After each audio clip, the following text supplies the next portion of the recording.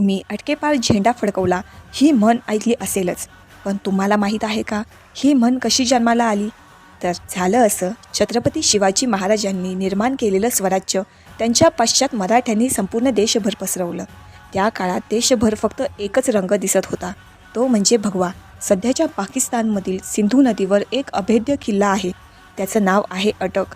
इसवी सन 1581 साली अब्दालीच्या सैन्यापासून संरक्षण करण्यासाठी मुघल बादशहा अकबराने हा किल्ला बांधला होता. या किल्ल्याचा परीघ जवळजवळ 1.5 किलोमीटर इतका आहे.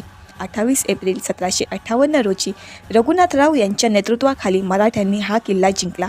त्यांनी फक्त किल्ला जिंकलाच नाही, तर अहमदशहा अब्दालीचा मुलगा तैमूरशहा अब्दालीला या किल्ल्यावरून अक्षरशः पळवून लावलं. मराठे इथेच थांबले नाहीत. त्यांनी तैमूरचा पाठलाग करत अटक पार करून थेट पेशावरपर्यंत मोहीम राबवली आणि त्या परिसरावर ताबा मिळवला.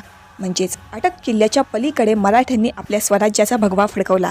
यावरूनच अटकेपार झेंडा फडकवला ही म्हण प्रचलित झाली. एखाद्याच्या भारताच्या सीमेपलीकडे झालेल्या दणदणीत विजयाचं वर्णन करण्यासाठी आजही ही म्हण वापरली जाते. पण ही म्हण वापरताना एक गोष्ट लक्षात ठेवा, ही फक्त म्हण नाही, तर मराठ्यांच्या शौर्य, पराक्रम आणि विजयाची अभिमानास्पद आठवण आहे.